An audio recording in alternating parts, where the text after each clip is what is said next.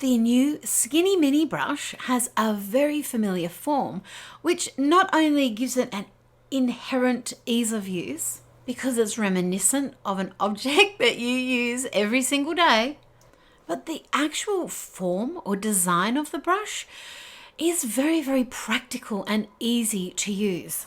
This is no ordinary toothbrush. This is a super densely packed Japanese nylon bristle that can be used to spread paint, gesso, matte medium, or whatever it is that you want to use it for.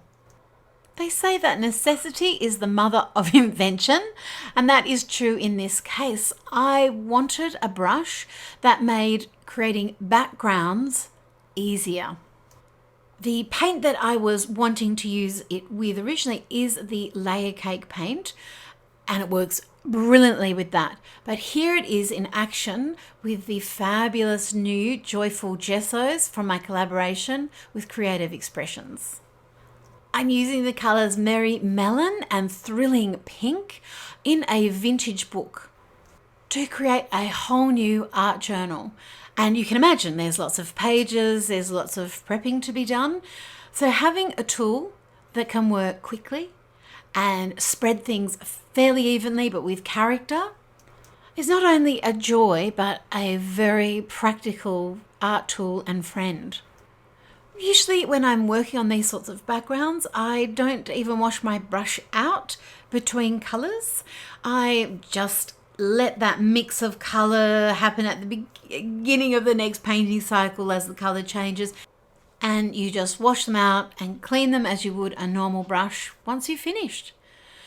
The Skinny Mini is fantastic for collage. So here I'm using the clear collage medium, and I'm going to take some of the collage sheets that I've already pre-torn, ready to pop into place. So these are from my new collection as well. They're printed on rice paper. Delicious. So a little bit of that clear collage medium underneath, and then I can pop my collage piece down and drag the brush from the middle of the collage piece out to the edges. If you want to, you can also add the collage medium on the back of the collage piece if it feels like you need a little bit more sticking power. Again, drag from the middle of the piece out to the edges. That helps make sure you don't get any air bubbles or extra texture that you don't know. The rice paper already has a little bit of texture, but you can use this same technique with whatever types of collage papers, vintage papers, whatever it is that you're going to be popping down. Again, just popping down some of that, or smoothing down some of the collage medium there on the page, and then putting that on top of each piece. Underneath, when you're putting it underneath the collage piece, it's a glue.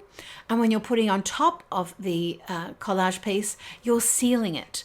And then you've instead of creating on a piece of tissue paper, essentially, you're actually creating on a lovely acrylic base that has a nice matte surface. And because the collage sheets are made from rice paper, they're actually, even though they're very, very thin and fine and you can still see through them, they're translucent, they're also quite robust.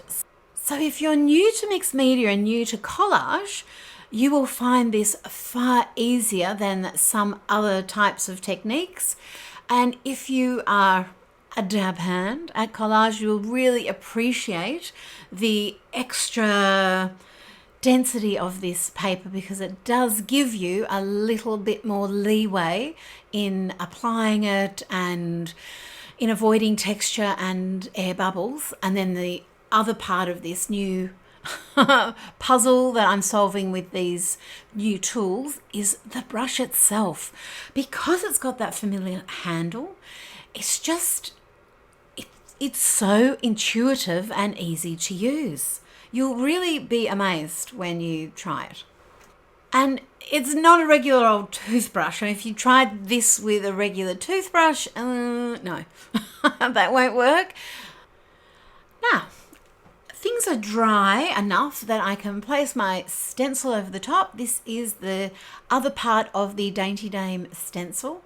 So I'm just positioning it, and then I'm going to put a little bit of the opaque white gesso just on the stencil itself, and then I can drag the paint out and over the edge.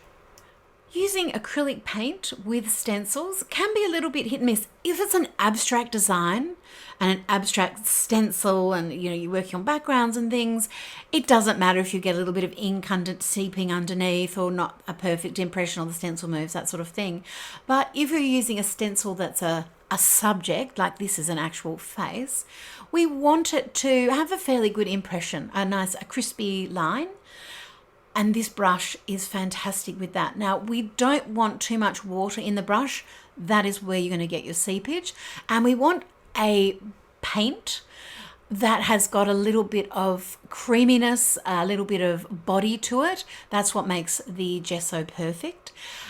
Also, we need to be a little bit mindful of how we're applying it and holding that stencil down and going in one direction. So you can see I'm sort of radiating out and just using the paint that I've already put down to push along out and over the lines of the stencil, and I'll get a fairly crispy, nice line. I've also put down some of my washi tape. The tape I've used is actually part of this collection. It's just what I had closest, and I can pull that off and reuse it. I'm not wasting it. But if I just tack that stencil down as I'm working on this, and because I want a fairly precise line, that is just going to help it keep still, especially as I'm needing both my hands to get paint and pull things this way and that way.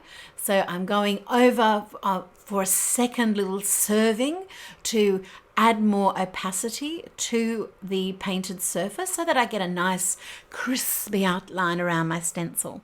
Just like that. Such a wonderful set of tools to add to your brush collection. You can find all the details and resources galore at janedavenport.com about the Head Start collection, and you can find the Skinny Mini brush, the Joyful Gessos, the collage mediums, the collage sheets, and everything else that I've shown you in fabulous retailers worldwide.